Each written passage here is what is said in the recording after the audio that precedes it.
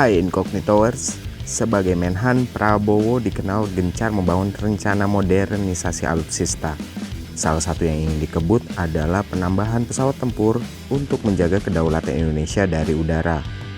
Sejak pertama menjadi Menhan, nggak kurang ada 5 pabrikan pesawat yang melakukan pendekatan ke pemerintah kita. Apa aja sih pesawat-pesawat itu? Sebelum kita lanjutkan, subscribe channel ini dulu dong. Sebenarnya perlombaan dagang pesawat tempur di Indonesia udah mulai gencar seenggaknya sejak 5 tahun lalu. Tapi kompetisi itu mulai kendur gara-gara beberapa tahun lalu santer terdengar kalau pemerintah udah menentukan pilihan ke pesawat Su-35. Drama pembelian pesawat tempur memanas kembali setelah tersebar kabar kalau pemerintah sudah membatalkan pembelian Sukhoi Su-35.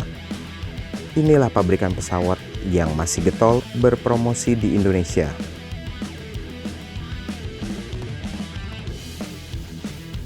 Su-35.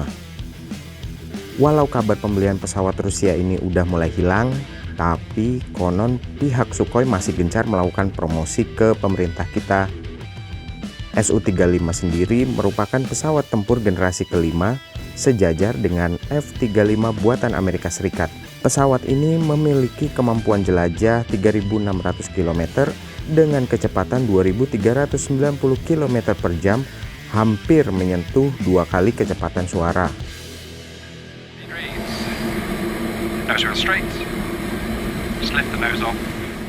Eurofighter Typhoon. Sama seperti Su-35, pesawat hasil kerjasama beberapa negara di Eropa ini juga udah lama mendekati Indonesia. Bedanya, Eurofighter sempat mundur dari arena kompetisi. Beberapa waktu lalu, Menhan Prabowo sempat kepincut dengan Eurofighter Typhoon dan tertarik untuk memesan 15 unit bekas pakai Angkatan Udara Austria.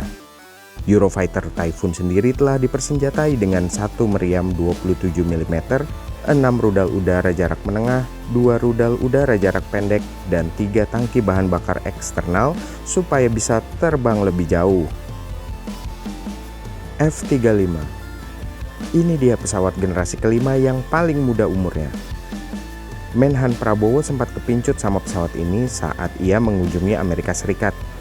F-35 mampu memboyong senjata ringan 25 mm, GAU-22, A4 barel, meriam putaran dengan 180 peluru.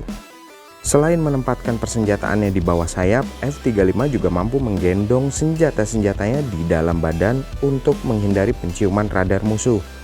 Sayang, niat pembelian ini bertepuk sebelah tangan lantaran pemerintah AS masih ogah melepas pesawat F-35 ke Indonesia. Selain itu, pre-ordernya juga dirasa kelamaan, bisa sampai 10 tahun. Kalau kita pesan tahun 2021, maka paling cepat Indonesia baru mendapat pesawat itu tahun 2031. Boeing F-15. Rencana pembelian pesawat yang sudah battle-proven ini dilontarkan saat Menhan Prabowo mengunjungi Amerika Serikat. F-15 sendiri memang sudah makan asam garam perang sejak era Perang Teluk, Lebanon, Irak, hingga Suriah. Selain sempat jadi andalan militer AS, F-15 sampai sekarang juga masih jadi salah satu andalan Angkatan Udara Israel. Bahkan Israel diberi kebebasan buat memodifikasi pesawat ini. Soal senjata yang dibawa, F-15E salah satu varian paling modern telah dilengkapi senapan Gatling M61A1 Vulcan dengan 6 barrels. Koleksi rudalnya pun nggak bisa diremehkan. Pesawat ini bisa menembakkan rudal udara ke udara Sparrow, Sidewinder, dan AMRAAM. Belum lagi kalau mau menghancurkan sasaran di darat, F-15E udah bisa menggendong hampir seluruh varian bom GBU, bom Mark 82 dan Mark 84.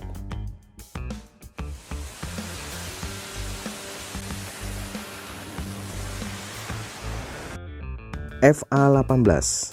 Beberapa waktu lalu sempat beredar kabar juga kalau Senat AS udah mengizinkan Indonesia buat membeli F-18. Tapi berita soal pemesanan pesawat ini sebenarnya tak jelas juntrungannya sampai sekarang. Seperti F-15, FA-18 juga telah mampu menggendong beragam rudal dan bom mutakhir seperti AMRAAM, Sparrow, Maverick, Sidewinder, dan bom JDAM. Bedanya, Super Hornet, sebutan buat FA-18, selama ini di AS lebih sering beroperasi dari kapal induk.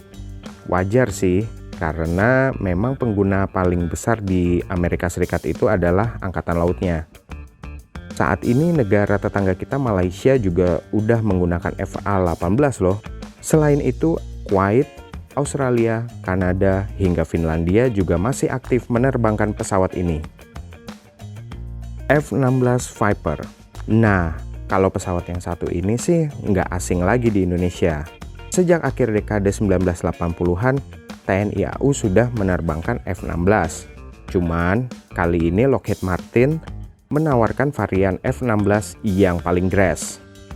Apa sih bedanya F-16 ini dengan F-16 yang udah ada di Indonesia? F-16 yang ditawarkan ini adalah Block 72, salah satu varian paling mutakhir dari F-16. Sedangkan yang ada di Indonesia sekarang baru sampai Block 52.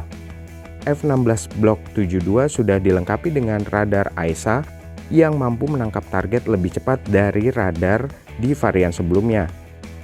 Selain itu, pesawat ini juga sudah dilengkapi sistem penghindaran tabrakan otomatis atau bahasa kerennya disebut Auto GCAS.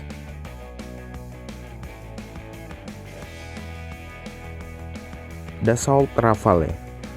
Nah, ini nih pesawat yang tiba-tiba jadi terkenal banget di sini gara-gara Pak Prabowo bilang mau beli pesawat Rafale saat dia berkunjung ke Paris tahun lalu.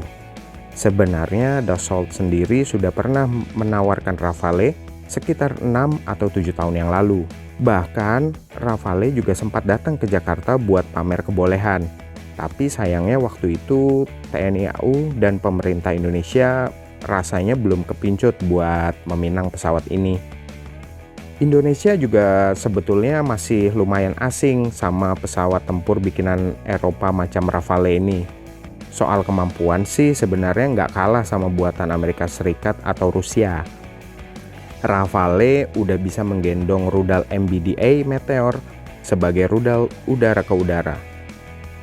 Kalau mau mengebom target di darat, bisa melepaskan bom Mark 82, MBDA Apache, sama beragam bom GBU Paveway.